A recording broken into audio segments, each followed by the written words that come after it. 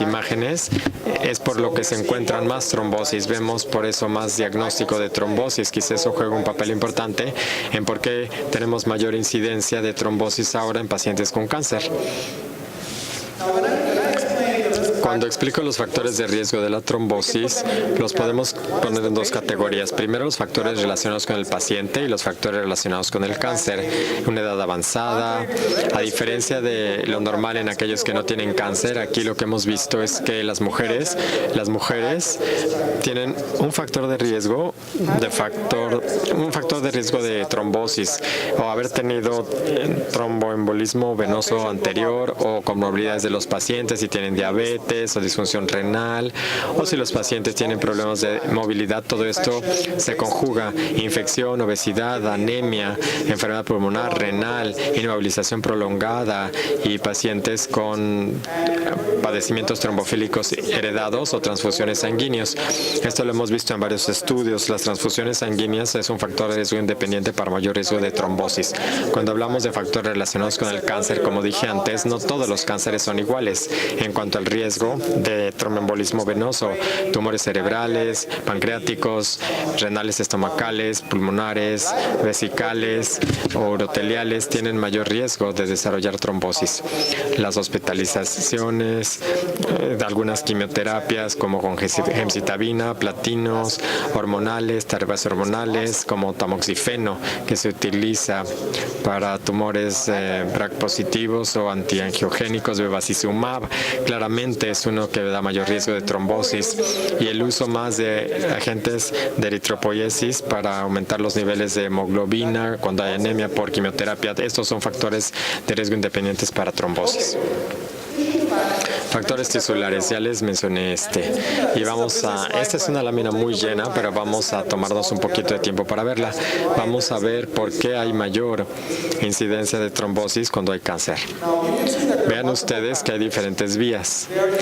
Son independientes. A veces se traslapan y a veces interactúan. Todo esto funciona en conjunto y es por eso que es un poquito difícil seleccionar un medicamento que funcione mejor para trombosis asociada con el cáncer. En el centro de la lámina vean ustedes las mucinas, el carcinoma. Si ven ustedes los tipos de cánceres que inducen trombosis, el más común es el epitelial, los carcinomas, por así decirlo. Y muchos de estos tumores epiteliales producen mucina. Y en general no podemos medir la mucina en sangre. ¿Por qué? Pues porque el hígado puede depurar la mucina muy bien, pero hay una fracción de mucina que se queda posiblemente a nivel subclínico y que no podemos medir, y que entonces se va para activar las selectinas PDL, como ven ustedes ahí en la parte de abajo de la imagen. Aquí está la mucina que estimula las selectinas, y esas selectinas tienen varias funciones. Primero se activan las plaquetas y luego activan también algunos de los monocitos, por ejemplo.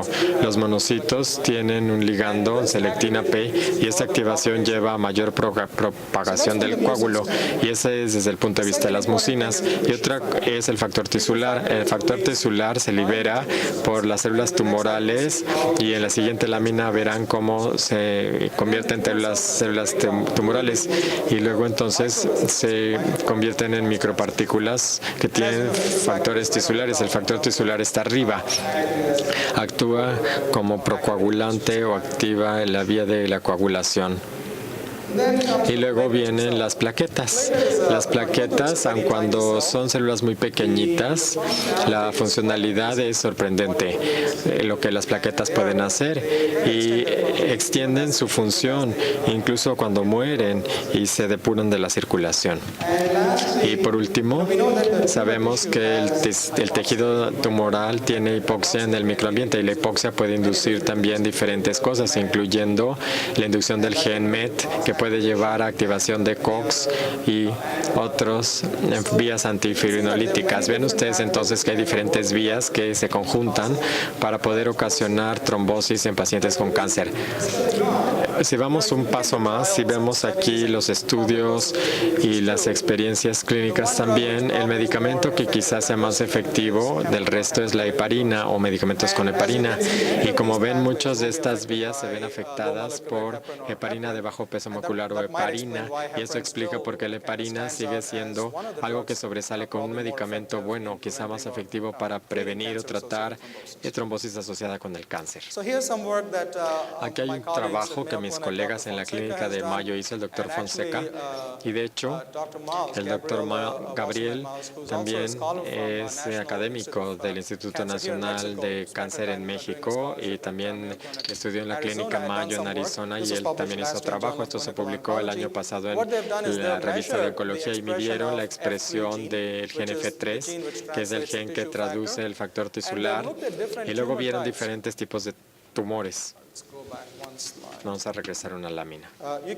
Vean ustedes aquí que hay una expresión diferencial de factores, de genes relacionados con factores tisulares. Aquí cada tumor, aquí en tubo digestivo alto, y luego malignidades hematológicas, mieloma múltiple, que quizá aquí no tenga una gran expresión de factor tisular en relación con ese gen. Y claramente pueden ver el aumento en el factor tisular en estas expresiones. Aumenta la incidencia de trombosis en este tipo de tumores. Aquí tenemos todo el factor tisular, cómo se expresa en el cáncer. Durante muchos años hemos sabido por las vías mecanísticas del cáncer que esto es algo que promueve la sobrevida de las células, la migración, la metástasis, etcétera. Y parece como que tienen un impacto directo en la expresión total del factor tisular en las células tisulares, ya sea a través de los CARRAS, de las diferentes vías. A través de todas estas vías, independientemente, se puede aumentar la traslación del factor tisular y aumentar toda la expresión del factor tisular en las células cancerígenas. Este factor tisular expresado activa la coagulación y puede llevar a otras cosas. Es como si fuera un mecanismo autócrono. O sea, juega un papel importante en la migración celular o en la sobrevida celular y en los mecanismos antiapoptóticos. ¿Y qué pasa con las plaquetas? Hablamos ya de las plaquetas, que es un factor importante. Les decía que las plaquetas tienen diferentes papeles, no nada más la hemostasia y la trombosis, va más allá. Juegan un papel en la inflamación, juegan un papel en la transferencia de información. Ahora podemos utilizar el mRNA de las plaquetas, las microvesículas de las plaquetas, que puedan enseñarnos qué tumor es, y pueden ayudarnos al diagnóstico, como ya se demostró hace varios años en Cell, y también pueden ser un mecanismo de vigilancia inmunológica, y también pueden producir los factores de crecimiento. O sea, la plaqueta juega muchos papeles y posiblemente sea uno de los mecanismos que puedan aumentar el riesgo de trombosis en los pacientes con cáncer. Cuando medimos lo que pueden hacer o liberar las plaquetas, es sorprendente.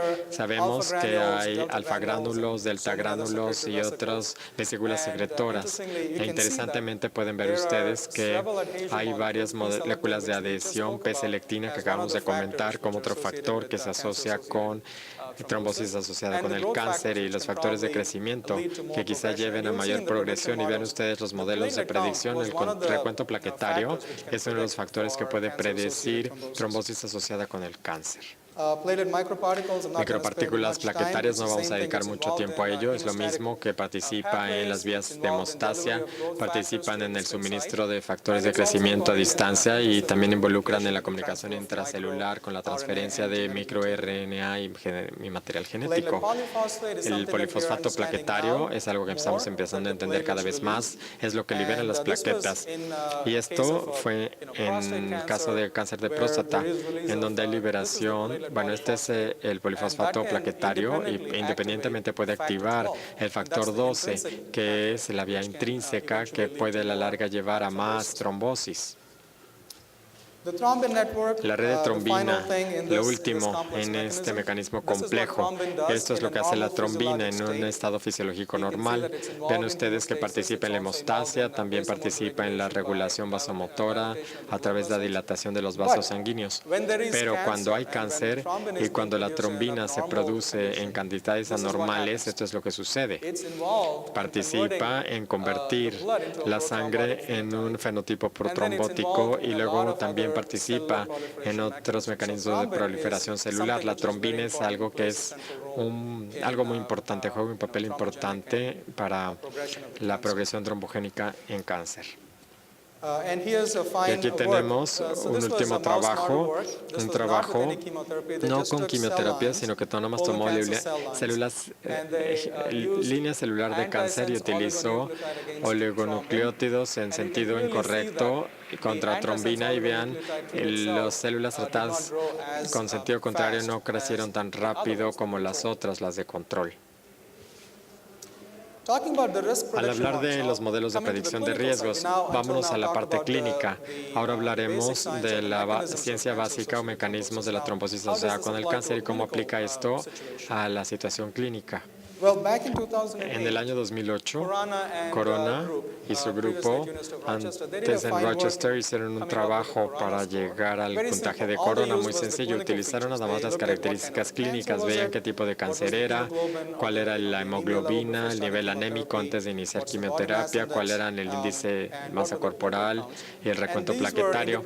Y eran predictores independientes para riesgo bajo, intermedio, alto, como 70% era el puntaje, y luego entró el puntaje Viena, que agregó 2 pruebas de laboratorio, el D-dímero y niveles de P-selectina junto con el puntaje de Corona, y luego el PROTECT, que vio el índice de masa corporal con el resto de las características de Corona y luego sumó la quimioterapia, el tipo de quimioterapia como predictor.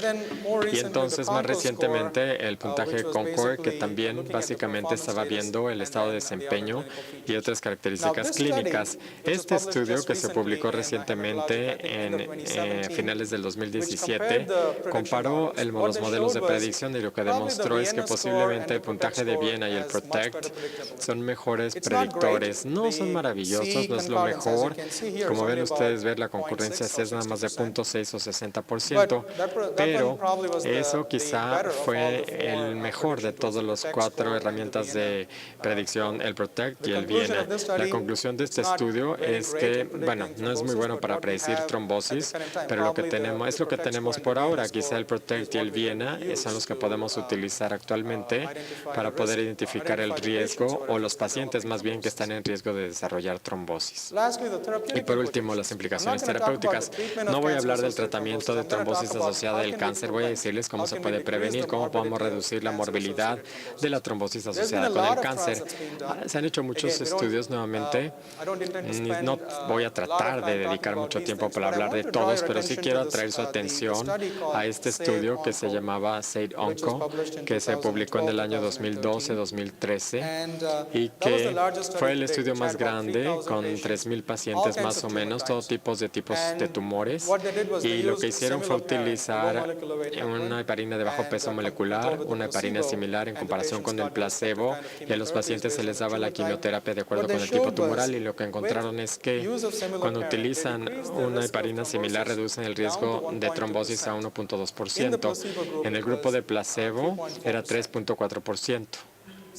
Entonces, posiblemente sea el estudio más grande que tenemos, y los otros estudios como CONCO 004, FRAGEM, estos vieron pacientes con cáncer pancreático específicamente. El TOPIC 1 era para cáncer de mama, el TOPIC 2 era para cáncer pulmonar, y todos estos estudios clínicos vieron a los pacientes con estadio avanzado en tumores. Y lo que es impresionante es que, aunque la incidencia de tromboembolismo bajó a la mitad, el riesgo de sangrados aumentó, lo cual es lógico, pero no hubo mejora en la sobrevida entre los dos grupos, lo cual